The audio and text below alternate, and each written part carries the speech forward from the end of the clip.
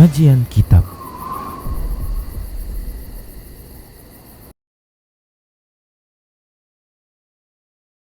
Assalamualaikum warahmatullahi wabarakatuh. Innal hamdalillah nahmaduhu wa nasta'inuhu wa nastaghfiruh wa na'udzu billahi min shururi anfusina wa sayyiati a'malina. May yahdihillah fahuwal muhtad wa may yudlil falan tajida lahu waliyyan mursyida. Asyhadu an la ilaha illallah wahdahu la syarika lah wa asyhadu anna Muhammadan abduhu wa rasuluhu alladzi la nabiyya ba'dah.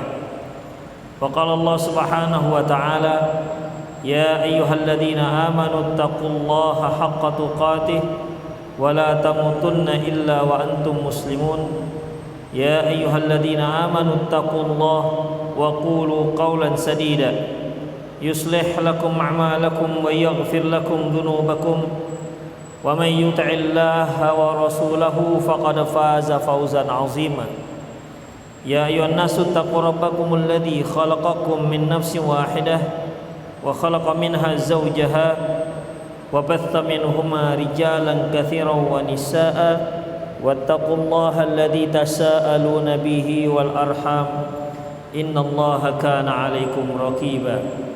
Amma ba'du, inna asdaqal hadithi kitabullah wa khairal hadi hadi Muhammad sallallahu alaihi wasallam wa syarrul umur muhdatsatuha wa kullu muhdatsatin bid'ah wa kullu bid'atin dhalalah wa kullu dhalalatin finnar. Bab hamlis sabi 'alal 'atiqi, bab menggendong bayi atau anak kecil di atas pundak. Ikhwat fiddin, di antara para ulama ada yang menyebutkan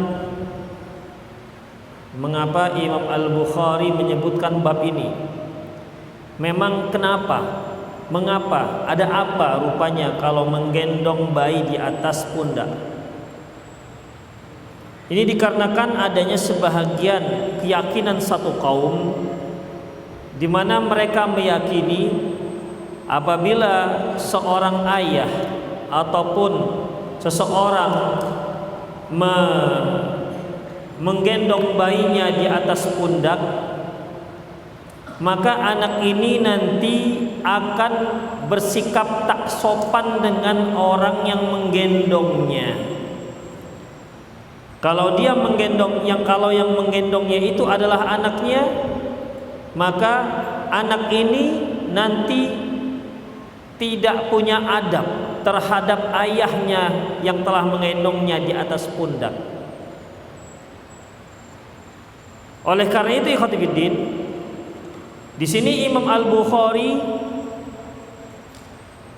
membantah ini semua, menyebutkan babu hamlis sabi al-atiq, bab menggendong bayi, menggendong anak kecil, menggendong anak kecil di pundaknya, bahwa boleh-boleh saja seorang ayah menggendong anaknya di pundaknya, silakan saja. Mau digendong di pundak, mau digendong di punggung, mau digendong di depan, silahkan, tidak ada permasalahan. Ya, tidak ada berpengaruh terhadap apapun terhadap tingkah laku si bayi ataupun si anak. Kemudian beliau mencantumkan sebuah hadis. Anil Barra, dari Barra qala, dia berkata, ra'aitun nabiyya sallallahu alaihi wasallam wal hasanus salawatullah alaihi ala atiqihi. Kata Al-Barra, aku pernah melihat Rasulullah sallallahu alaihi wasallam menggendong Hasan di pundaknya. Jadi begini, gendong di atas pundak.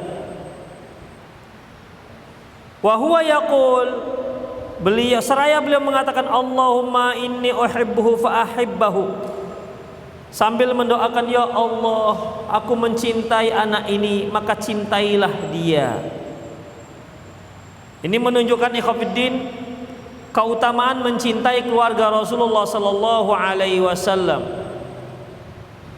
Ketika Rasulullah sallallahu alaihi wasallam mendoakan Allah mencintainya, ya tentu kita hendaklah sebagai pengikut Rasulullah mencintai orang-orang yang dicintai Allah dan Rasulnya.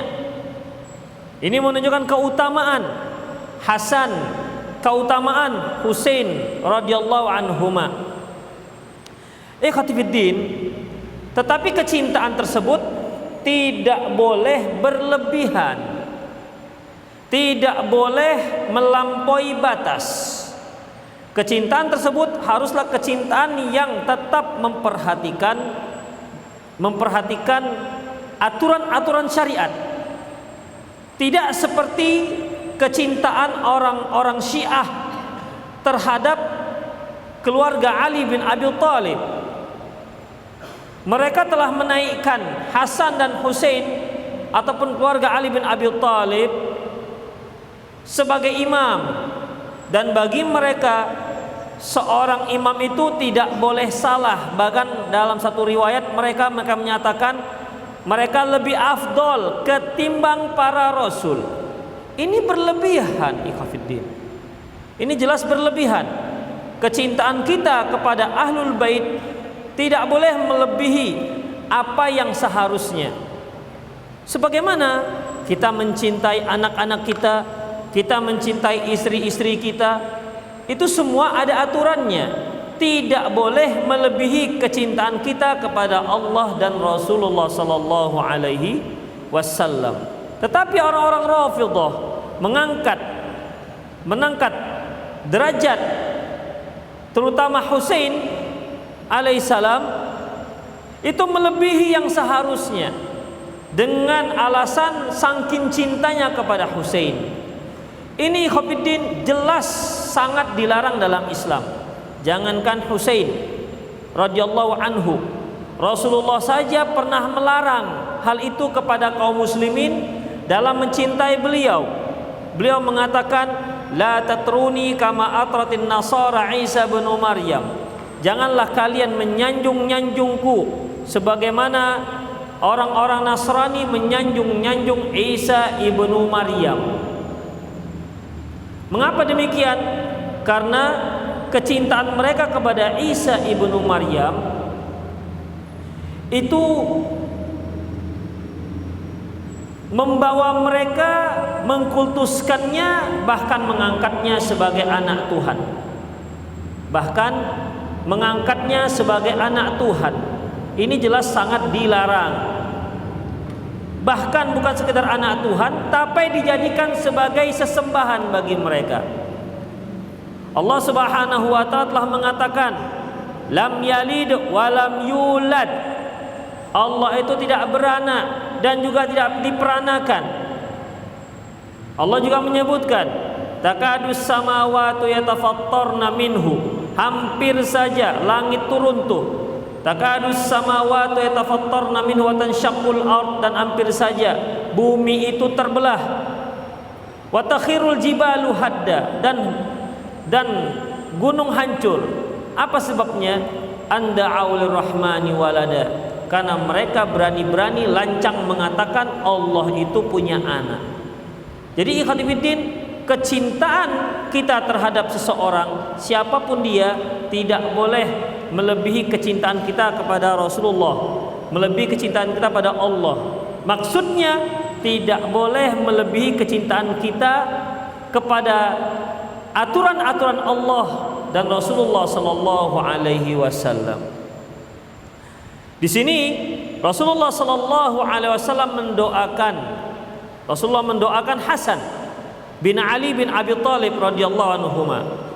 Allahumma inni uhibbuh fa ahibbahu. Ya Allah, sungguhnya aku mencintainya dan cintailah juga dia. Dan dalam hadis ini juga menunjukkan bahwasanya tak mengapa seorang itu menggendong anaknya, menggendong anak kecil dengan kaifiat apapun, dengan cara apapun, baik di pundak maupun di mana saja. Yang selanjutnya babul waladu qurratu aini. Bab anak itu penyejuk hati. An Jubair bin Nufair, dari Jubair bin Nufair, qala, dia berkata, jalasna ilal Miqdad bin Aswad yauman famarra bihi rajul. Kita baca dulu hadisnya. Ketika kami duduk di dekat Miqdad bin Aswad, suatu hari kami duduk dengan Miqdad bin Aswad. Miqdad bin Aswad ini seorang sahabi, sahabat Rasulullah sallallahu alaihi wasallam. Famarra bihi rajulun, lewatlah seorang laki-laki. Faqala tuba lihatainil ainainil latain ra'ata Rasulullah sallallahu alaihi wasallam. Sungguh beruntunglah dua mata ini. Maksudnya dua mata ini dua mata Miqdad bin Aswad. Miqdad bin Aswad duduk-duduk bersama murid-muridnya. Lewat seorang laki-laki. Dia berkata, ini pujian terhadap Miqdad bin Aswad. Karena Miqdad bin Aswad itu sahabat, sementara yang hadir pada waktu itu tuh tabi'in semua. Apa kata laki-laki ini? Beruntung sekali lah mata anda ini. Emang kenapa? Karena dua mata anda ini pernah melihat Rasulullah sallallahu alaihi wasallam. Bagus kan pernyataannya? Lawadidna anna ra'ayna ma ra'aita. Sungguh kami kepingin sekali seandainya kami bisa melihat apa yang telah anda lihat. Maksudnya apa? Lihat apa? Rasulullah SAW. Fasyahidna ma syahidta, dan kami juga menyaksikan apa yang telah anda saksikan. Apakah itu pertempuran, apakah itu salat bersama Rasulullah SAW, hijrahnya Rasulullah SAW, perjuangan bersama Rasulullah, dakwah bersama Rasulullah. Seandainya kami juga menyaksikan keadaan event-event seperti itu. Fastughdiba, marah Miqdad bin Aswad. Faja'altu a'jabu, maka aku pun merasa aneh. Yang merasa heran itu yaitu Jubair bin Nufair. Laki-laki ini kan yang lewat nggak tahu, nggak disebutkan namanya. Jubair bin Nufair berkata, aku heran, kenapa marah? Maqala illa khair, padahal dia tak mengucapkan kecuali yang baik. Di mana salahnya? Kalau menurut antum di mana salahnya? Kan dia katakan, Masya Allah, kalau kita gitulah, Masya Allah, anda sudah bersama Rasulullah, mata anda pernah melihat apa? Mata anda pernah melihat Rasulullah, anda menyaksikan bersama Rasulullah, banyak perkara yang anda saksikan bersama Rasulullah. Ini terus disebutkan ikhwatiddin. Tapi malah Miqdad bin Al-Aswad marah. Jubair bin Nufair merasa, apanya yang salah? Apanya yang salah? Menurut antum apa yang salah? Nggak tahu kan? Apanya yang salah di sini? Kan betul. Seandainya kami itu juga ikut dalam event-event seperti itu, seandainya kami melihat apa yang anda lihat, kami menyaksikan apa yang telah anda saksikan, ini kan bagus. Kan bersama Rasulullah tuh, kalau nggak menuntut ilmu, belajar, jihad, dakwah, kan itu dia. Apa permasalahannya sampai Miqdad bin Aswad marah? Summa aqbala alaih. Miqdad bin Aswad pun menghadap dia. Faqala, dan berkata, dia ini siapa yang dimaksud? Laki-laki tadi. Jadi di sini yang disebutkan Zubair bin Nufair, laki-laki, dan Miqdad, atau bersama yang lainnya ada yang duduk. Karena di sini jalasna, kami duduk-duduk. Udah? Jadi di sini Khofiddin, kemudian dia pun menghadap. Miqdad bin Aswad menghadap ke laki-laki ini. Apa katanya? Ma yahmilu rajula ala ayyatamanna mahdaran ghayyabahu Allah anhu. Mengapa ada seseorang itu yang berharap sesuatu yang Allah tidak takdirkan dia berada di situ? Artinya tidak boleh. Ketika anda sudah berada di zaman setelah zaman para sahabat, tidak boleh tidak boleh dia berharap seperti itu. La yadri law syahidahu kaifa yakunu fih.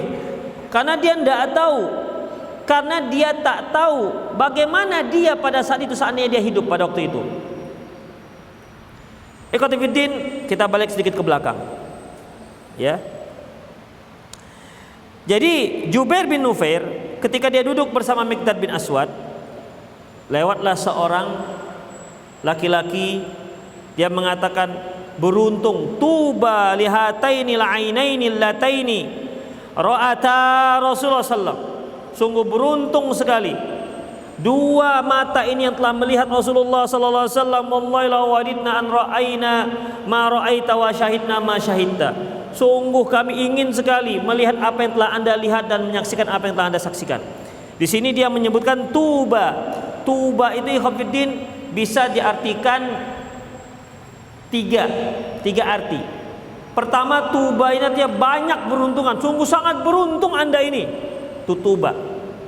Arti kedua, tuba itu merupakan salah satu nama surga. Artinya, wah, Anda masuk surga tuba. Yang ketiga, makna tuba di sini yaitu nama pohon surga. Pohon tuba namanya. Dalam beberapa hadis Rasulullah menyebutkan pohon tuba ini dari ujung daun ke ujung daun berikutnya, ya, dari ujung pohon ke ujung pohon. Apanya namanya? Ujung, kalau dia kan rindang nih pohonnya. Dari rindang sebelah sana sampai rindang sebelah sini, itu lebarnya sejauh 100 tahun perjalanan. Sebesar apa itu pohonnya? Kemudian baju-baju penduduk surga itu muncul dari kelopak-kelopak pohon tersebut. Itu di Khafiddin. Jadi penduduk surga gak perlu minta diukur, dijahitkan bajunya. Gak ada tukang jahit di surga nanti. Ya, gak tukang jahit. Apalagi yang isbal. Tapi gak tahu juga kita kan di surga nanti kan gak ada aturan. Ya. Kalau nantum, oh ya Allah, saya waktu di dunia sudah puas cingkrang, ya Allah, surga kepingin isbal misalnya, ya nggak ada masalah juga kalau kepingin begitu. Jadi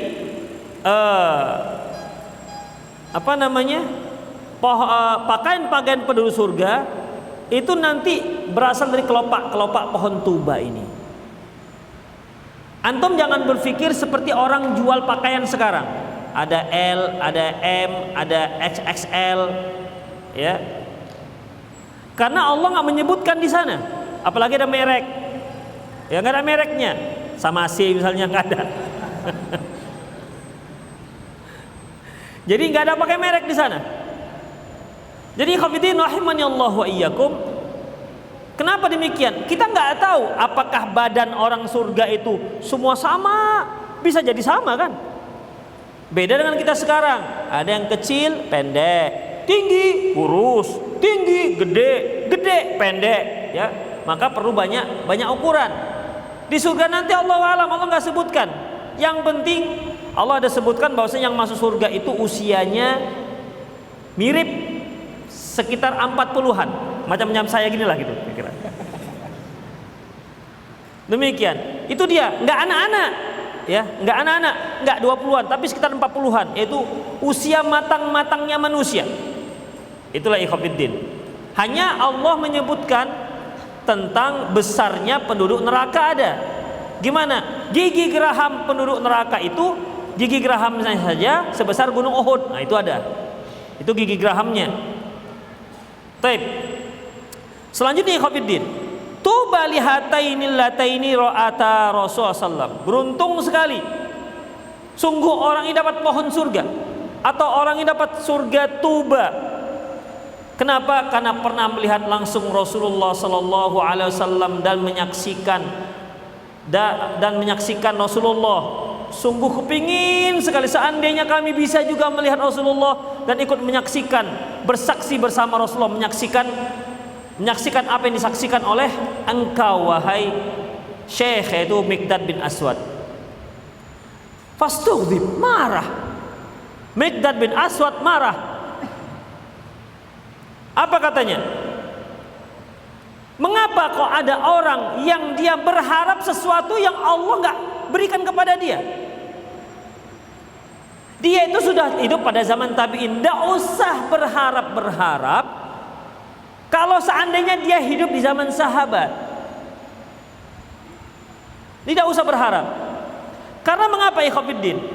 Karena dia tidak tahu. Seandainya dia hidup pada zaman Rasulullah, dia tidak tahu tuh posisi dia tuh bersama siapa. Apakah bersama Rasulullah, atau jangan-jangan bersama orang-orang kafir, atau jangan-jangan bersama orang munafik.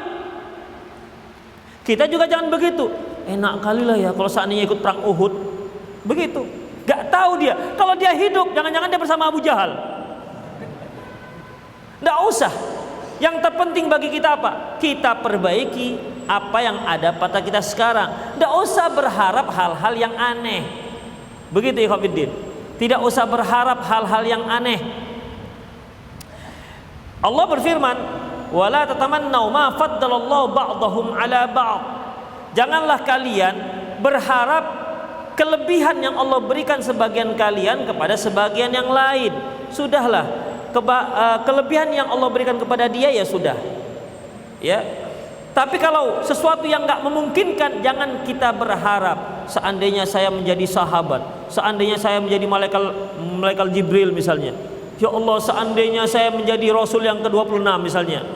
Ya, ini namanya harapan-harapan yang sangat keliru, dilarang dalam Islam. Ya, dilarang dalam Islam. Makanya Miqdad bin Aswad marah yang seperti ini. Ini nggak ada gunanya sama sekali yang seperti ini. Ya, sama sekali nggak ada guna. La yadri law syahidahu kaifa yakunu fi. Dia nggak tahu seandainya dia ikut pada waktu itu menyaksikan hidup pada zaman Rasul, dia tidak tahu posisi dia pada kelompok mana. Wallahi demi Allah, laqad hadara Rasulullah sallallahu alaihi wasallam aqwamun kabbahumullahu ala manakhirihim fi jahannam. Demi Allah, banyak kaum yang menyaksikan Rasulullah sallallahu alaihi wasallam, tapi Allah purukkan hidung mereka, wajah mereka ke dalam neraka jahanam. Padahal mereka menyaksikan Rasulullah, padahal mereka hidup pada zaman Rasulullah sallallahu alaihi wasallam. Itu ikhwatiddin. Seperti apa? Seperti orang-orang kafir, orang-orang musyrik. Sampai Allah mengatakan, idza ja'akal munafiquna qalu nashhadu innaka la rasulullah wallahu yashhadu innaka la rasuluh wallahu ya'lamu innal munafiqina lakadzibun. Ketika datang orang-orang Arab, orang-orang munafik datang kepada Rasulullah, kami ini nashhadu innaka la rasulullah, innaka la rasulullah, kami itu bersaksi Anda adalah Rasulullah, wallahu yashhadu innaka rasuluh, Allah yang bersaksi Anda itu adalah Rasulnya, wallahu ya'lamu innal munafiqina kadzibun, dan Allah mengetahui bahwasanya orang munafik itu pembohong. Orang munafik berhadapan dengan Rasulullah, berbincang dengan Rasulullah, tapi mereka munafik, orang kafir pura-pura masuk Islam. Kenapa mereka nggak masuk Islam? Padahal mereka bertemu langsung dengan Rasulullah Sallallahu Alaihi Wasallam. Jadi khatibuddin, itulah yang membuat Miqdad bin Aswad itu marah. Bukankah Rasulullah Sallallahu Alaihi Wasallam pernah mengatakan, ya, inna asyaddan nasa bala'al anbiya, sesungguhnya manusia yang paling dahsyat cobaannya adalah para nabi, karena keimanan yang tingkat tinggi. Kemudian keimanan setelah para nabi siapa? Para sahabat. Cobaan para sahabat itu luar biasa, ikhwatiddin. Luar biasa. Kita tidak tahu seandainya kita berada pada zaman tersebut, jangan-jangan kita tak sanggup menerima cobaan yang ditimpakan Allah kepada sahabat. Ujian yang Allah ujikan kepada para sahabat, belum tahu kita, ikhwatiddin. Bagaimana kita lihat bagaimana para sahabat yang disiksa oleh kaumnya, yang diintimidasi oleh kaumnya. Bagaimana para sahabat membela Rasulullah sallallahu alaihi wasallam. Bagaimana para sahabat yang cinta dengan jihad fisabilillah, cinta dengan mati syahid. Itu semua ada proses. Ya, ada proses. Seandainya kita hidup pada zaman tersebut, nggak tahu apakah kita sanggup menahan cobaan demi cobaan tersebut. Ikhwati fillah rahimanallahu wa iyyakum. Kalau kita lihat dalam sejarah-sejarah itu, para sahabat banyak luka-luka karena peperangan. Seperti Khalid bin Walid, itu banyak luka-luka di tubuhnya. Kita Masya Allah kan, sampai mati mulus tangannya, gak ada luka sedikit pun, mulus. Pori-porinya pun diusahakan supaya gak kelihatan. Begitu. Jangan sampai membesar pori-porinya, apalagi sampai luka. Zaman sahabat enggak luka, berarti orang ini enggak jihad, enggak pernah luka. Kita luka juga, tapi waktu motong bawang luka. Itu dia ikhwatiddin. Lukanya bukan luka karena ibadah kepada Allah Subhanahu wa taala. Inilah yang membuat Miqdad bin Aswad marah. Padahal ikhwatiddin, kalau nggak dijelaskan oleh Miqdad tadi, kita kan katakan, loh, kan bagus pernyataannya. Di mana salahnya coba? Dari awal. Maka tadi saya katakan bagus kan pernyataannya kan? Bagus. Semua juga mengatakan bagus. Tapi setelah dijelaskan oleh Miqdad, barulah kita tahu ternyata salah. Makanya ikhwatiddin, banyak kaum muslimin itu terperosok pada bid'ah gara-gara dia itu gara-gara kecintaan. Gara-gara kecintaan. Kenapa kok ini bid'ah? Ini kan bagus, silaturahmi. Itu dia. Kenapa kok nggak boleh? Kenapa kok bid'ah? Ini kan kecintaan kepada Rasulullah. Jadi kecintaannya dia terhadap ibadah tersebut, dia lupa akan ilmu yang harus dia ketahui. Oleh karena itu ikhwatiddin, kecintaan yang tidak atas dasar ilmu akan mendorong orang tersebut ke dalam kebid'ahan, bahkan bisa jatuh pada kesyirikan. Oleh karena itu silahkan Anda mencintai siapa saja, tapi dasari cinta Anda itu atas dasar ilmu. Seorang laki-laki wajar kalau dia mencintai seorang wanita, wajar, suatu hal yang wajar dan itu fitrah. Tapi Islam memberikan aturannya, dari mulai mencari pasangan, ya, mencari pasangan sampai sudah menjadi pasangan, tetap cinta itu karena Allah Subhanahu wa taala. Silahkan seorang laki-laki mencari pasangannya karena cantik, silahkan dia mencari dikarenakan yang kaya raya, silahkan, yang keturunan bangsawan, silahkan. Tapi Islam memberikan aturan. Ada yang terpenting di antara itu semua. Apa itu? Yaitu agamanya kuat, agamanya bagus. Di samping PR kita sudah tidak banyak, kita juga bisa lebih mendekatkan diri kepada Allah Subhanahu wa taala. Itulah ikhwatiddin. Coba ini kita lihat. Laki-laki ini mengucapkan itu semua karena kecintaannya kepada Rasulullah SAW. Seandainya saya itu ikut bersama anda melihat Rasulullah. Miqdad marah. Kenapa? Ini keinginan yang tidak dibenarkan, sudah lewat. Ya, keinginan yang tidak dibenarkan. Seandainya dia katakan, misalnya dia lihat Miqdad bin Aswad ini seorang yang rajin tahajud. Seandainya saya bisa tahajud rajin seperti anda, lalu boleh. Kenapa? Karena dia masih bisa melakoninya. Kalau dia lihat Miqdad bin Aswad, misalnya ini, Miqdad bin Aswad adalah seorang yang rajin puasa. Dia kata, seandainya saya juga bisa puasa seperti anda, boleh. Kenapa? Karena dia masih bisa melakoninya. Tapi seandainya saya melihat Rasulullah seperti yang anda lihat, gimana caranya melakoninya? Sudah lewat dia. Ya, ikhwatiddin rahimanallahu wa iyyakum. Makanya Miqdad mengatakan, banyak orang loh, bahasa kita, loh, banyak orang yang bertemu dengan Rasulullah, jangan silap. Tapi ternyata mereka munafik, tapi ternyata mereka kafir, ternyata mereka musyrik, menentang Rasulullah SAW dan mati dalam kemusyrikan. Jadi tidak usah berharap seperti itu. Berapa banyak orang yang bertemu dengan para nabinya, ya, bahkan dalam sebuah ayat disebutkan ketika para nabi datang, seorang nabi datang mendakwahkan kaumnya, Itu kan kaumnya ada yang menerima, ada yang tidak. Yang tidak menerima apa katanya? Laula an sabarna 'alaiha. Yang artinya sungguh kami sudah sesat. Seandainya kami tidak sabar dengan Tuhan kami ini. Begitu ikhwatiddin. Jadi dia menyatakan bahwasanya dia bersyukur. Kenapa? Dia bisa sabar dengan menyembah Tuhannya yang tidak memberi manfaat sedikit pun. Dia merasa dia tetap menyembah berhala itu sebuah kesabaran. Orang yang meninggalkan berhala ini tidak disembah lagi, tak sabar. Orang yang sudah memperturutkan godaan setan. Begitu ikhwatiddin. Sehingga yang musyrik menganggap itulah yang benar, yang kembali menyembah Allah itu dikatakan orang yang mengikuti godaan setan. Bukankah Fir'aun telah mengatakan apa kata Fir'aun? Ya qaumittabi'uni, wahai kaumku, ikuti aku. Ngapain memangnya? Ahdikum sabilar rasyad, aku akan tunjuki kamu jalan yang lurus tuh. Fir'aun juga menyuruhkan jalannya lurus. Demikian ikhwatiddin. Kemudian kaum Nabi Nuh, apa kata mereka? Wa qalu la tadarunna alihatakum. Jangan kalian tinggalkan tuhan-tuhan kalian.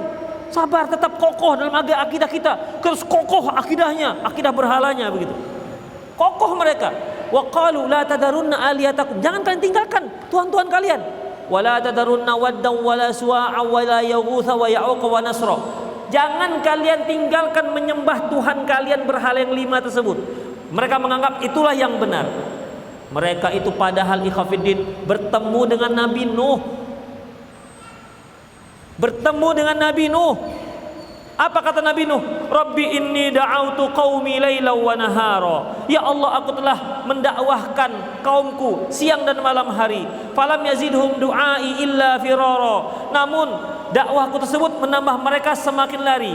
Wa inni kullama da'autuhum litaghfira lahum. Setiap kali aku mengajak mereka agar engkau mengampuni dosa mereka, ja'alu asabi'ahum, mereka letakkan jari jemari mereka di telinga mereka, wastaghsyaw thiyabahum, mereka ambil pakaian mereka, mereka kerumuni kepalanya, wastaghsyaw thiyabahum wa asarru wastakbaru istikbara, mereka begitu terusnya dan mereka takabur. Bayangkan ikhwatiddin, sampai seperti itu. Nabi Nuh ngomong, tutupnya telinganya. Coba bayangkan ikhwatiddin, saya di sini ngisi kajian, antum tutup telinga semua. Terserah ustadz lah itu. Bilang apa terserah. Sampai seperti itu. Bukan marah, enggak. Tapi begitulah ikhwatiddin. Bukankah mereka bertemu dengan nabi mereka? Bukankah mereka bertemu dengan Nabi Nuh? Tapi posisi mereka pada saat itu pada posisi orang kafir, wal iyadu billah. Jadi Miqdad bin Aswad mengatakan, tidak usah seperti itu, ya. Tidak usah berharap seperti itu. Ini harapan yang gak mungkin. Para sahabat adalah orang-orang yang Allah beri keutamaan, berbeda dengan generasi-generasi selainnya. Beliau mengatakan, la tasubbu ashabi, jangan kalian mencela sahabatku. Fawalladhi nafsi Muhammadin biyadih, demi zat Muhammad yang ada di tangannya, demi zat yang jiwa Muhammad ada di tangannya. Lau anfaqa ahadukum mithla uhudin dhahaban ma balagha mudda ahadihim wala nasifah. Seandainya salah seorang kalian berinfak emas sebesar gunung Uhud, takkan bisa menyamai nilai seorang mereka yang berinfak gandum 1 mud atau setengahnya. Bayangkan ikhwatiddin, seberapa besar gunung Uhud itu. Dan seberapalah palingnya namanya gandum 1 mud. Tapi ternyata nilainya jauh lebih besar dibandingkan kita yang berinfak emas sebesar gunung Uhud. Itu keutamaan yang Allah berikan kepada generasi-generasi terbaik. Di saat orang-orang memusuhi Rasulullah sallallahu alaihi wasallam, mereka membelanya. Di saat orang-orang ingin membunuh Rasulullah, mereka membelanya dengan jiwa, raga dan harta mereka. Beda dengan kita sekarang, ikhwatiddin. Kita melaksanakan satu sunnah untuk pribadi, jenggot tumbuh di dagu sendiri. Ketika dibilang orang, Pak macam kambing, besok hilang jenggotnya. Tidak ada diintimidasi, Tidak ada disiksa. Janggut-janggut dia sendiri, dagu-dagu dia sendiri. Tidak ada ancaman. Begitu ikhwatiddin. Orang seperti ini yang kepingin hidup pada zaman sahabat. Kalau kita hidup zaman sahabat, nggak tahulah kita ini di pihak siapa kita. Jangan-jangan di pihak Abdullah bin Ubay bin Salul, tokoh munafik yang pura-pura masuk Islam karena nggak berani menunjukkan kekafiran, yang nggak berani menentang Rasulullah SAW karena Rasulullah sudah kuat. Baik. Kemudian, laqad hadara Rasulullah SAW aqwamun kabbahumullahu ala manakhirihim fi jahannam. Sungguh banyak orang-orang yang langsung melihat Rasulullah, langsung, bukan melalui perantara, langsung. Tapi ternyata Allah campakkan mereka ini ke dalam neraka jahanam. Lam yujibuhu, tidak mau menerima dakwah Rasulullah. Walam yusaddiquh, tidak mau mempercayai dakwah Rasulullah. Awala yahmiduna Allah azza wa jalla id akhrajakum la ta'rifuna illa rabbakum. Mengapa mereka tidak bersyukur saja kepada Allah akan dia dilahirkan di suatu kaum. Dia dilahirkan di mana Allah mengeluarkan mereka, melahirkan mereka tidak mengetahui apa-apa selain Allah Subhanahu wa taala. Seperti kita ikhwatiddin. Kita lahir di tengah keluarga muslim. Sahabat lahir di tengah masyarakat musyrik. Di tengah masyarakat musyrik. Demikian. Jarang loh orang yang lahir di tengah masyarakat musyrik kemudian dia akhirnya masuk ke dalam Islam. Itu jarang. Tadinya dia keluarganya Buddha, kemudian dia masuk Islam. Itu luar biasa ikhwatiddin. Kalau kita Islam, kenapa? Nenek kita Islam, kakek kita Islam, mak kita Islam, bapak kita juga Islam, ya. Orang tua kita Islam, family kita, ya wajarlah kita Islam. Ya wajar kita Islam. Satu hal yang tidak aneh. Tapi kalau ada seorang yang di tengah-tengah keluarga yang kafir, kemudian dia masuk Islam di bawah intimidasi keluarga, apalagi kalau dia itu seorang wanita. Bayangkan ikhwatiddin, apalagi kalau dia seorang wanita. Taulah wanita, beda dengan laki-laki. Laki-laki bisa udah pergi aja dia. Enggak, aku nggak mau, bisa. Laki-laki biasa melawan. Tapi kalau perempuan ikhwatiddin, kalaupun dia diusir, kemana kakinya mau melangkah? Laki-laki diusir, mudah, kemana saja dia pergi terserah. Dia bisa tidur di emperan, perempuan tidur di emperan bisa? Nggak bisa ikhwatiddin. Itulah dia. Jadi kenapa kalian tidak mensyukuri saja bahwasanya kalian lahir kalian tak mengetahui apa-apa kecuali hanya Allah Subhanahu wa taala. Jadi kita bersyukur, alhamdulillah. Ya, bersyukur dilahirkan di tengah-tengah keluarga muslim. Lebih bersyukur lagi ikhwatiddin ketika kita mendapat hidayah di atas sunnah Rasulullah SAW menurut pemahaman para salaf saleh. Enggak semua. Ya, enggak semua. Seorang yang lahir di tengah-tengah keluarga yang bid'ahnya luar biasa, ketika dia mulai ikut sunnah, ini pasti orang ini akan mendapat intimidasi. Ya, pasti akan mendapat intimidasi. Orang ini kalau dia mendapat hidayah itu militannya luar biasa. Makanya beda ikhwatiddin, mereka yang mendapatkan, yang muncul generasi awal dakwah salaf itu dengan yang belakangan sudah nggak ada masalah, nggak gitu ada masalah. Di awal-awal dakwah salafus saleh di Indonesia misalnya, seorang akhwat pakai cadar, itu luar biasa tantangannya ikhwatiddin. Sekarang yang pakai cadar, nande pun pakai cadar sekarang. Pakai, dibelinya masker, dan sudah macam cadar dia. Iya kan, masker kan banyak macam-macam sekarang. Demikian. Pakai jilbab besar, masya Allah, sekarang banyak pakai jilbab besar. Ada yang pakai jilbabnya sampai paha, kemudian di bawahnya apa? Kaos kaki aja. Di bawahnya itu kayak apa namanya? Pakai celana legging dia. Itu dia ketat. Atasnya masya Allah, udah ngaji nih. Nengok bawahnya enggak? Demikian.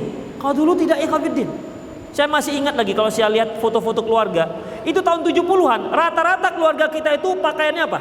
kebaya. Coba perhatikan. Kalaupun ada, minimal selendang. Selendang wirid itu, selendang ibu-ibu wirid, itu pun tipis. Coba untuk perhatikan. Tapi sekarang Masya Allah kan, rata-rata, hampir rata itu sudah pakai jilbab. Jilbabnya ya jilbab model-model lah tingkatannya, ya. Demikian. Ya paling tidak keluar rumah mereka pakai jilbab. Paling tidak apa ya namanya? Seragam keluar rumah. Itu dia. Demikian ikhwatiddin. Seragam ketika masuk kolam renang buka juga jilbabnya. Begitulah. Lumayan daripada dulu. Ya, lumayan daripada dulu. Demikian ikhwatiddin rahimanallahu wa iyyakum. Makanya kalau kita lihat anak-anak yang lahir dari keluarga salafi, itu beda militannya dengan bapaknya, dengan ibunya. Beda ikhwatiddin. Bapak dengan ibunya ketika dia bergabung dengan dakwah salafiyah itu penuh dengan tantangan. Penuh dengan tantangan ikhwatiddin.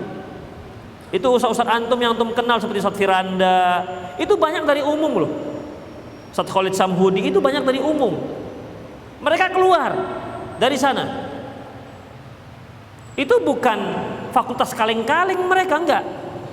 Ya, itu fakultas dulu ada fakultas nuklir, ada, ya. Demikian. Jadi dan alhamdulillah mereka keluar belajar. Ternyata mereka cikal-cikal dai yang luar biasa. Itulah ikhwatiddin rahimani Allah wa iyyakum. Itu dia. Satu persatu itu yang dari pondok pesantren. Tapi yang sudah lama-lama ya. Yang sudah lama-lama. Tapi ikhwatiddin rahimani Allah wa iyyakum. Adalah syukuri aja kata Miqdad bin Aswad. Kemudian fatusaddiquna bima ja'a bihi nabiyukum sallallahu, sehingga dengan demikian karena kalian lahir di keluarga yang tidak mengetahui kecuali hanya Allah, sehingga kalian mempercayai apa yang dibawa Rasulullah. Kan enak udah. Kan sudah enak. Kemudian laqad kufitumul bala bighadikum, kalian tidak mendapatkan ujian sebagaimana mereka mendapatkan ujian. Wallahi laqad bu'ithan nabiyyu ala asyaddi halin bu'itha 'alaiha nabiyyun qattun. Demi Allah, sungguh Nabi sallallahu alaihi wasallam diutus pada satu zaman zaman yang belum ada zaman seperti itu parahnya. Kata Miqdad bin Aswad, dibandingkan zaman nabi-nabi yang lain. Zaman Rasulullah ada zaman yang paling parah, kata Miqdad bin Aswad. Fi fartatin wa jahiliyah, yang tidak ada nabi dan pada waktu jahiliyah. Kalau zaman-zaman sebelumnya ikhwatiddin, di sini ada nabi, meninggal nabi, sebelah sini ada nabi. Tapi pada zaman Rasulullah, setelah diutusnya Nabi Isa dan Nabi Isa wafat, itu fatrah, masa yang tidak ada utusan nabi setelah itu. Zaman sebelumnya, satu zaman ada 2 nabi, 3 nabi, seperti zaman Nabi Ibrahim. Zaman Nabi Ibrahim, dia punya murid, yaitu Nabi Lut. Nabi Lut itu muridnya Nabi Ibrahim. Sebelum malaikat menghancurkan, menggoncangkan kaum Lut, ya, kaum Sodom, itu singgah dulu sebentar di rumahnya Nabi Ibrahim. Mau kemana kalian wahai malaikat? Kami mau hancurkan itu kaumnya Lut tuh. Inna fiha Lut, di situ ada Lut. Kami akan selamatkan. Itu dia dalam satu waktu. Nabi Musa, Nabi Harun. Demikian ikhwatiddin rahimanallahu wa iyyakum. Dan Rasulullah diutus pada zaman yang sangat parah. Ma yarawna anna ad-din afdal min ibadah awthan. Mereka tidak melihat bahwasanya agama itu tidak ada agama yang lebih afdal selain menyembah berhala. Luar biasa ikhwatiddin. Faja'a bifurqanin farraqa bihi bainal haqqi wal batil. Sehingga datanglah Rasulullah dengan membawa furqan, dia bedah antara yang hak dan yang batil. Wa farraqa bi bainal walidi wal waladi wa waladihi, dan dipisah antara anak dan ayah. Anak dan ayah. Kalau anaknya muslim, ayahnya kafir, terpisah. Kita alhamdulillah, ya. Ayah kita muslim, mak kita muslim, nenek kita muslim, kakak kita muslim, kitanya muslim, tak bisa dipisah. Oh tapi kan beda manhaj. Itu juga salahnya ikhwatiddin. Memang kenapa kalau beda manhaj? Kalau beda manhaj lantas kita anggap mereka seperti orang-orang kafir? Ya tentu tidak ikhwatiddin. Mereka juga muslim. Jangan dikira berbuat baik itu hanya kepada orang-orang yang satu manhaj. Jangan. Kawinnya pun harus sama-sama yang semanhaj. Tidak seharusnya. Tapi kalau dia semanhaj lebih mudah PR-nya, lebih mudah ngarahkannya. Silahkan dia mau nikah dengan akhwat tabligh, silahkan. Paling debat lah nanti, bang, kuruslah bang 40 hari. Alah di 40 hari. Antum ya bisa dituntaskan lah. Gimana hujah-hujahnya? Atau antum yang kalah seperti apa? Seperti Abdurrahman bin Muljam yang membunuh siapa? Ali bin Abi Thalib. Abdurrahman bin Muljam itu seorang qari. Umar bin Khattab yang mengirim dia ke Mesir. Di Mesir nikah dengan seorang Khawarij, seorang wanita cantik jelita, orang Khawarij. Kenapa katanya? Aku menerima lamaranmu dengan catatan dengan mahar lehernya Ali bin Abi Thalib. Itu dia perempuan. Perempuan memang terlihat lembut, tapi kalau terpengaruh habis. Bukankah Rasulullah pernah mengatakan sesungguhnya tidak ada yang bisa melemahkan seorang yang hebat prinsipnya kecuali wanita. Wanita itu bisa menghancurkan ikhwatiddin. Makanya Rasulullah katakan bahwasanya istri anak itu merupakan musuh bagi kalian. Musuh di sini bukan antum tiba di rumah pukulin tuh musuh, enggak. Artinya hati-hati dengan bujuk rayunya. Begitu. Makanya kalau istri kita bagus, akhlaknya bagus, akidahnya bagus, manhajnya, tentu dia kan tidak akan merayu-rayu untuk berbuat hal-hal yang diharamkan ataupun dilarang oleh syariat. Kan begitu lebih enak. Paling bang yang ngaji yuk kita bang. Nah begitu. Nanti kalau ngaji terus beli kerudung ya bang ya. Memang begitu aja paling. Ya. Itulah ikhwatiddin. Kita lanjutkan. Kemudian hatta in kana rajulu yara walidahu wa waladahu wa akhahu kafiran, sampai seorang itu melihat ayah dan anaknya, anak ayah atau anaknya atau saudara itu kafir. Wa qad fatahallahu qufla qalbihi bil iman. Allah membukakan kunci hatinya dengan keimanan. Wa ya'lamu annahu in halaka dakhalan nar, dan mereka tahu ini kalau mati dalam keadaan seperti ini maka dia masuk dalam neraka. Maksudnya keluarganya tersebut. Fala tuqirru ainuh, sehingga dia tidak bisa tenang. Kenapa? Keluarganya masih ada yang kafir. Wa huwa ya'lamu anna habibahu finnar, karena dia tahu orang yang dia cintai itu masuk dalam neraka. Wa annaha lillati qala ta'ala, dan dia itu termasuk orang yang Allah firmankan wa qala walladzina yaqulu rabbana hab lana min azwajina wa dzurriyyatina qurrata ayun, dan mereka termasuk orang-orang yang berkata ya Allah berilah kami para istri-istri anak-anak yang dapat menenangkan hati kami. Insyaallah kajian akan datang masih kita lanjutkan hadis ini karena masih banyak faedah-faedah yang bisa kita ambil dari hadis ini.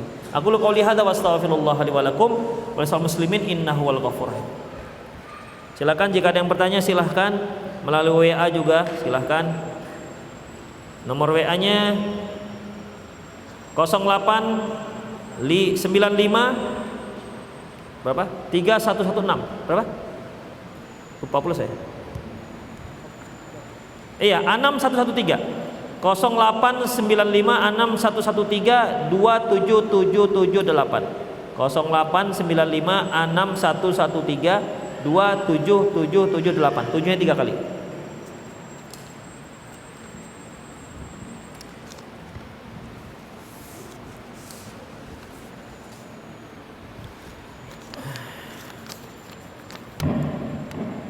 Bagaimana hukum jika seorang sedang ditimpa musibah? Apakah dia hanya pasrah nasibnya kepada Allah atau bolehkah dia meminta untuk dihilangkan musibahnya? Tapi dia tidak tahu dihilangkan musibahnya. Dia tidak tahu dihilangkan musibahnya. Apakah itu baik atau tidak dirinya? Ikhwatiddin, ketika kita tertimpa musibah apapun jenisnya, seperti mungkin penyakit ya, penyakit, maka Kita boleh berdoa kepada Allah, ya Allah sembuhkan penyakit saya. Boleh, nggak ada masalah ya Khofiddin. Ya, nggak ada masalah.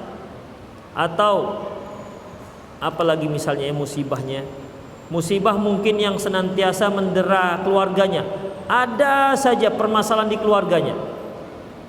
Hilang satu, muncul satu. Hilang satu, muncul satu. Ada saja yang pertengkaran lah, nanti dengan masalah anak lah, selesai masalah anak, masalah mertua lah, selesai dengan mertua, masalah dengan ibu sendirilah, begitu. Ada saja. Ya Khofiddin, boleh kita berdoa, silakan, tidak masalah. Ya Allah, selesaikanlah musibah ini, boleh. Silakan pakai bahasa Indonesia juga nggak masalah. Ya, kalau seandainya ya Khofiddin, setelah kita berdoa terus ternyata ini kok musibahnya tidak hilang-hilang, maka di situ baru kita pasrah kepada Allah Subhanahu wa taala. Kita punya penyakit, kita boleh berdoa kepada Allah supaya penyakit itu dihilangkan, disembuhkan. Tapi sudah lama kita berdoa, sudah berupaya dengan berbagai macam obat, tak juga sembuh, maka kemudian barulah kita pasrah. Ya, pasrah.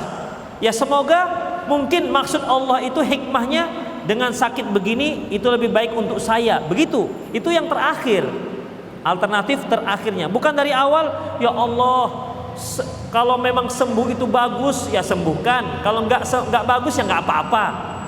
Enggak begitu doanya. Ya, doanya minta kesembuhan.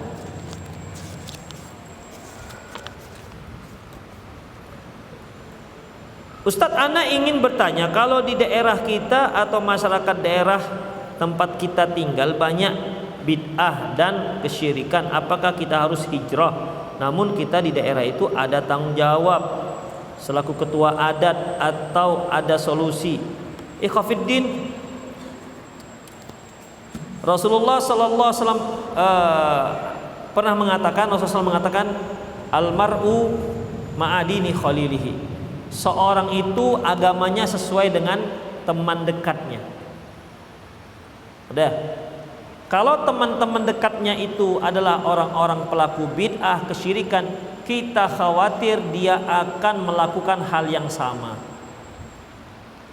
Kalau dia tidak sanggup, kalau dia mengkhawatirkan dirinya, maka silahkan dia hijrah dari sana.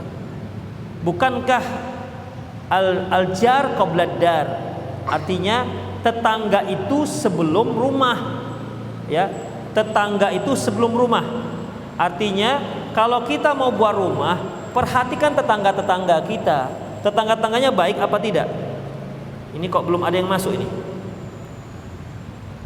Saya bacakan lagi nomornya, 08 595 6113 27778. Betul. Jadi demikian nih Khofiddin. Ya, jadi dalam masalah ini, kalau memang menurut perkiraan dia bisa terpengaruh, maka dia harus hijrah dari sana, harus dan wajib. Kenapa? Karena bid'ah itu dan kesyirikan itu suatu hal yang diharamkan. Kalau terpengaruh berarti dia bisa terposok pada perkara yang diharamkan oleh Allah Subhanahu wa taala. Demikian Khofiddin. Tapi kan ada tanggung jawab, ya lepaskan tanggung jawab itu. Lepaskan tanggung jawabnya. Jangan bertahan di sana. Apa perbedaan haram dengan makruh? Kalau haram itu dilaksanakan berdosa, ditinggalkan berpahala. Kalau makruh itu dilaksanakan tak apa-apa, ditinggalkan berpahala. Jadi dalam hukmu taklif, apa udah habis paketnya ini? Nggak masuk. udah dihidupin katanya. Hukmu taklif, ada perintah dan ada larangan. Apabila perintahnya itu sangat kuat, maka dikatakan wajib, dilaksanakan berpahala, ditinggalkan berdosa. Apabila perintahnya tak begitu kuat, maka dikatakan sunnah, dikerjakan berpahala, tak dikerjakan tak berdosa. Ada yang larangan, kalau larangannya sangat kuat, itu namanya haram, dikerjakan berdosa, ditinggalkan berpahala. Ada yang kurang kuat, namanya makruh, dikerjakan tak berdosa, ditinggalkan berpahala. Ada yang tak diperintah, tak dilarang, itulah namanya mubah. Itu disebut dengan hukmut taklif. Salah satu ustadz di sosial media mengingkari bahwa merayakan maulid adalah bid'ah. Dia mencocok-cocokkan bid'ah yang dimaksud dengan penggunaan alat transportasi dan komunikasi. Sebenarnya apa yang ada di pikiran mereka tentang bid'ah? Tanyalah mereka, tanya saya. Antum nanya ke saya, bukan saya yang begitu kok. Jangan menuduh lah antum. Saya nggak begitu. Tanyakan ke mereka.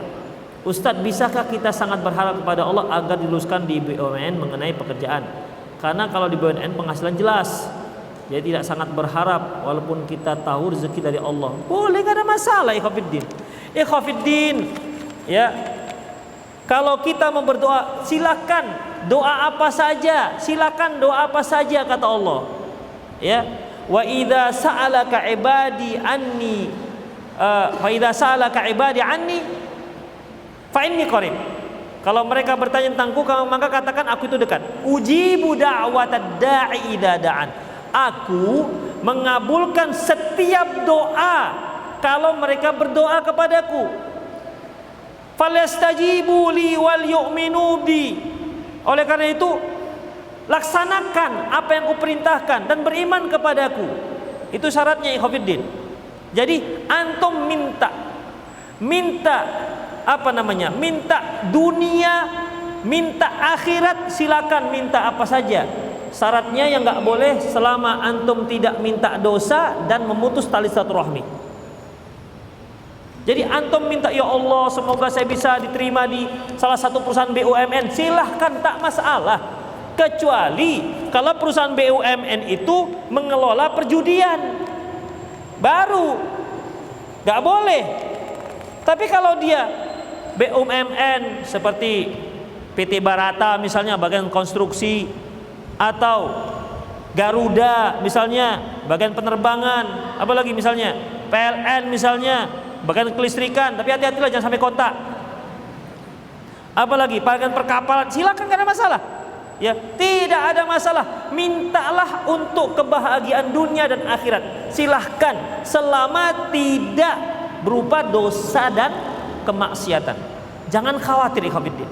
Karena dalam sebuah diskusi mengatakan bahwasanya seandainya aku beri semua permintaan hambaku ini, maka tidak akan berkurang perbendaharaanku kecuali seperti jarum yang dicelup di laut kemudian diangkat. Itulah kurangnya. Coba bayangkan, berapalah air yang ada di jarum dibandingkan yang tersisa di laut. Jadi jangan khawatir. Makanya kalau minta, ya Allah mudahkan rezekiku ya Allah, luaskan rezekiku ya Allah, begitu mintanya. Jangan, ya Allah tambahkan gajiku ya Allah, limpul aja ya Allah. Jangan, anda limpul. Kalau kita minta dengan orang, baru kita agak-agak takar-takar, ini bisa nggak dia beri. Begitu. Minta dengan Allah sebanyak-banyaknya. Begitu. Asalkan mintanya itu yang jelas. Jangan yang mustahil. Ya Allah, seandainya aku bisa terbang, ya Allah punya sayap. Memang pampir apa? Ya, itu kan nggak mungkin namanya, ikhwatiddin. Seperti, ya Allah saya minta menjadi nabi. Ini nggak ada lagi dia nabi. Ya Allah saya mohon padamu ya Allah derajat saya sama seperti sahabat. Ini nggak bisa. Itu keutamaan yang Allah berikan kepada satu generasi. Oh ya, sepertinya nggak ada paket lagi nih, nggak ada yang masuk.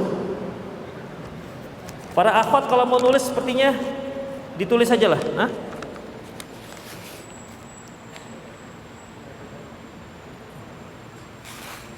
Iya, ditulis saja para akhwat, sepertinya habis ini. Tadi pagi masih bisa nih.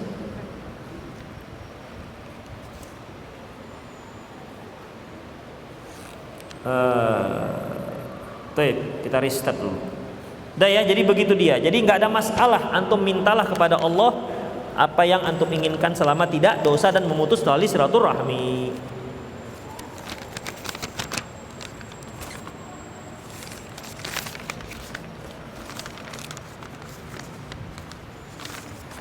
Ustadz, ayah saya dulu sering pulang malam, mabuk-mabukan, malas-malasan, dan sholat dan merokok, dalam sholat dan merokok. Semenjak terkena penyakit, alhamdulillah hal di atas sudah tidak dilakukan. Apa kiat-kiat yang harus ana lakukan agar ayah saya melaksanakan sholat dan menerapkan sunnah? Mohon nasihatnya Ustadz. Yang pertama yang antum lakukan, perbaiki akhlak antum, khidmatnya dinaikkan, khidmatnya diperketat kepada si ayah. Itu aja dulu. Ya. Di samping antum melaksanakan sunnah-sunnah, nggak usah dulu dakwah ke dia. Dilihatnya, ih, anakku sudah cingkrang, kenapa ini? Tapi kok tambah bagus akhlaknya, tambah sopan santun begitu. Ya percuma kalau antum cingkrang kemudian jenggotan tapi tambah kasar pada orang tua. Akhlak ya, tunjukkan lu akhlak. Nanti dia nanya itu, kamu kok makin rajin, kok sering sholat, ini sholat apa? Begitu ikhwatiddin. Kalau untuk orang tua itu lebih banyak utamakan akhlak ketimbang ceramah.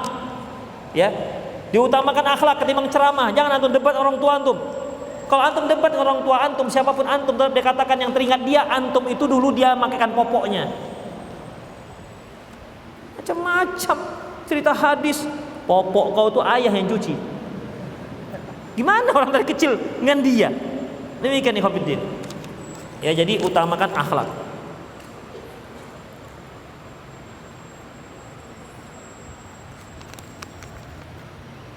Bagaimana jika kita sedang safar dan mau mengqadha salat maghrib di saat isya? Bukan mengqadha itu namanya ikhwatiddin, itu namanya menjamak takhir. Ya, menjamak takhir. Kita dari sini sebelum maghrib jam 6. Jam 6 berangkat ke Jakarta. Pesawat jam 6.15. Berarti maghribnya di atas pesawat. Maka kita boleh jamak takhirnya di Jakarta misalnya. Di kita setelah turun itu kan sudah masuk waktu isya, maka kita sholat maghrib tambah sholat isya, tapi sholat isyanya hanya 2 rakaat begitu. Assalamualaikum Ustaz, ana ingin bertanya, ana suka seorang akhwat dan teman kuliah ana, bagaimana caranya mengungkapkan secara islami yang benar? Ya betul juga, ini betul. Baik. Kalau antum menyukai seorang akhwat, alhamdulillah, berarti antum itu normal. Syukurilah itu ikhwan. Sebab kalau antum suka dengan ikhwan, itu perlu dibasmi antum. Udah. Kemudian bagaimana cara mengungkapkannya? Ada beberapa hal yang perlu, ada beberapa trik dan tips yang harus perhatikan. Yang pertama, ini katanya. Yang pertama, jangan langsung. Biasanya kalau akhwat langsung dia terkejut. Dengan ungkapan seperti itu. Antum datang, ukhti, assalamualaikum, waalaikumsalam. Boleh kenalan? Boleh. Udah kenalan? Anti mau jadi istri saya? Itu bisa terkejut dia. Apalagi antum itu bukan kriteria dia. Bukan kriteria dia.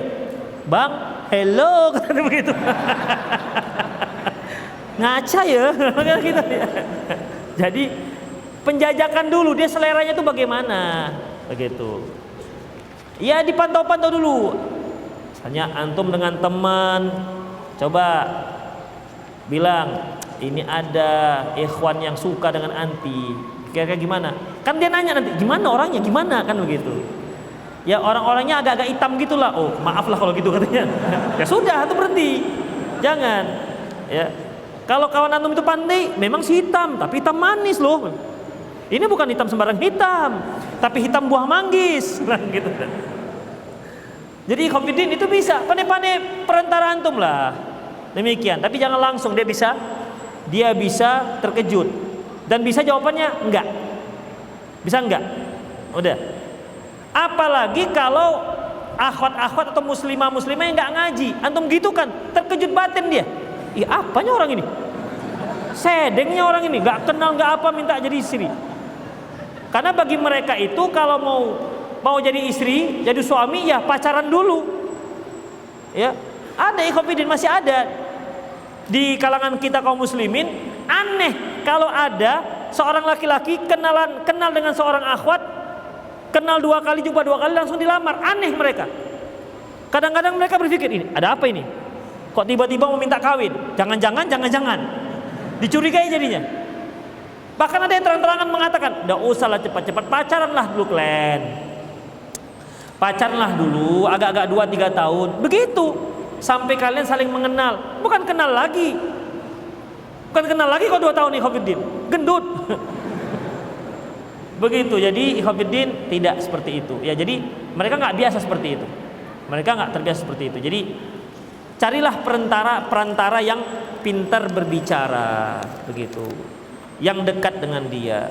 Kalau antum punya teman yang sudah punya istri, istrinya juga boleh mendekatinya. Bagaimana tanggapan Ustaz tentang Habib yang janggutnya merah mengaku bisa melihat Rasul dalam keadaan sadar? Ikhwati fiddin, ada enggak Abu Bakar pernah melihat langsung Rasulullah? Rasulullah datang. Begitu. Ada enggak? Umar ada enggak? Umar, Utsman, Ali bin Abi Thalib, Abu Bakar, siapa? Para sahabat. Khatifiddin, ini orang-orang yang dicintai Rasulullah loh. Ketika Rasul ditanya, siapa orang yang Anda cintai dari kalangan laki-laki? Abu Bakar. Yang kalangan perempuan, Aisyah. Aisyah nggak pernah melihat Rasulullah SAW dalam keadaan terjaga. Rasulullah datang Rasulullah, datang. Kasih tempat. Nggak pernah ikhwatiddin. Terus seberapa hebatnya dia dibandingkan Abu Bakar? Seberapa hebatnya dia dibandingkan Umar bin Khattab? Para sahabat tidak pernah seperti itu mendapat perlakuan dari Rasulullah. Kenapa kok dia mendapat perlakuan seperti itu? Jadi ikhwatiddin, ini kebohongan. Ya, kebohongan. Kalau antum membaca buku sejarah Islam tasawuf, ada seorang yang bernama Ibnu Arabi. Dia katakan ketika dia sholat di dekat kubur Rasulullah, tiba-tiba muncullah tangan Rasulullah Sallallahu Alaihi Wasallam dari kuburannya, dan aku pegang, aku cium tangannya. Bayangkan, Abu Bakar aja nggak pernah begitu. Ya, jadi ikhwatiddin, makanya dakwah salafiyah itu selalu Quran, Sunnah menurut pemahaman para salafus soleh, selalu neracanya para sahabat. Berapa banyak para kiai yang mengatakan dia tak wajib lagi sholat karena sudah sampai pada derajat apa namanya paling atas, ma'rifat ya ma'rifat. Bapak enggak, Pak Kiai enggak sholat? Enggak, karena saya sudah sampai pada derajat ma'rifat. Lihat bagaimana Rasulullah, lihat bagaimana para sahabat. Ada enggak para sahabat yang enggak sholat di akhir-akhir hidupnya? Kalau nggak ada, berarti Anda tidak lebih hebat dibandingkan sahabat. Begitu ikhwatiddin. Jadi mudah sekali standarnya. Ya, mudah sekali. Seperti maulid misalnya, kan mudah sebenarnya. Anda cinta dengan Rasulullah? Iya. Itu alasan Anda? Iya. Siapa yang lebih cinta Anda apa para sahabat? Para sahabat. Mereka ada? Enggak. Nggak ada melakukan itu? Tidak ada. Ya sudah, nggak usah lakukan. Cinta Anda tidak lebih hebat ketimbang cintanya para sahabat kepada Rasulullah. Itu kita aman kan? Oh ada tapi udahlah, banyak kali cincongnya, udah nggak usah. Masih banyak yang lain yang bisa kita kerjakan. Masih banyak sunnah-sunnah yang lain yang belum kita laksanakan. Itu saja sudah. Ya, nggak usah katakan bid'ah, marah orang dikatakan bid'ah jadinya. Ya, sudahlah begitu saja. Aduh, cinta saya nggak seperti cinta para sahabat. Udahlah, sahabat yang begitu cintanya nggak seperti itu, saya nggak mau seperti itu. Dah, gitu aja udah selesai masalahnya. Ya, nggak usah diolah-olah lagi, nggak usah diolah-olah. Ustadz, apa boleh setelah baca Allahumma inni a'udzubika min adzabi jahannam, apa boleh baca doa apa saja sebanyak-banyaknya? Allahu a'lam bishawab, dibolehkan sebelum salam.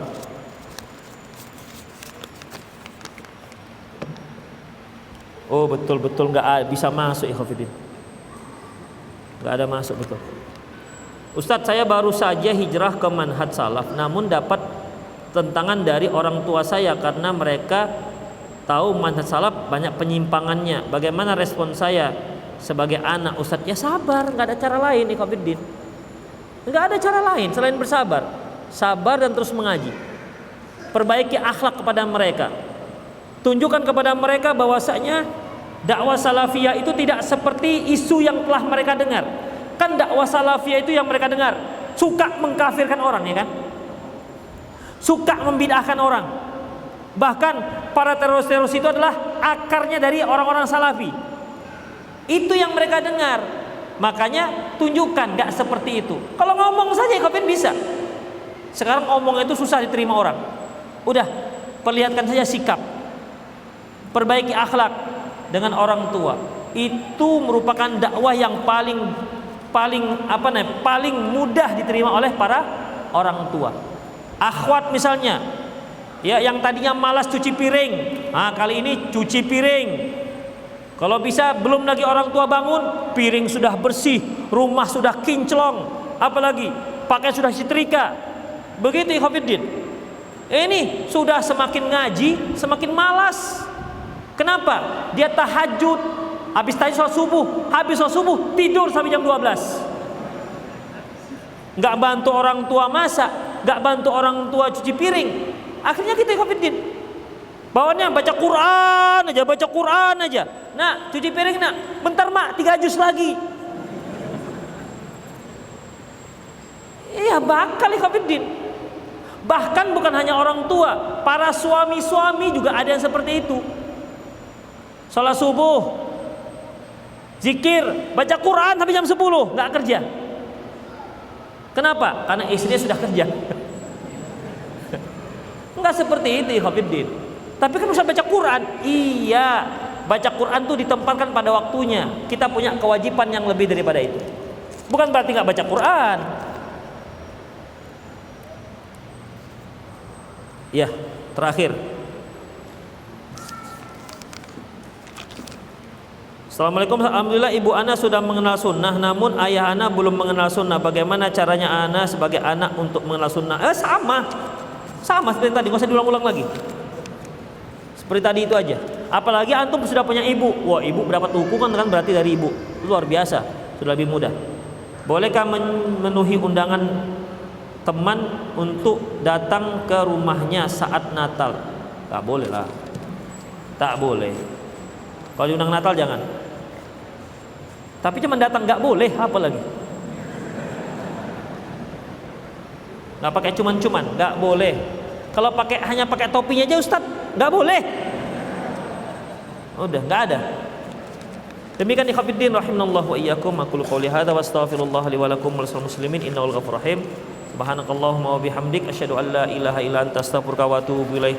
Wa akhiru da'wana alhamdulillahi rabbil alamin. Assalamualaikum warahmatullahi wabarakatuh.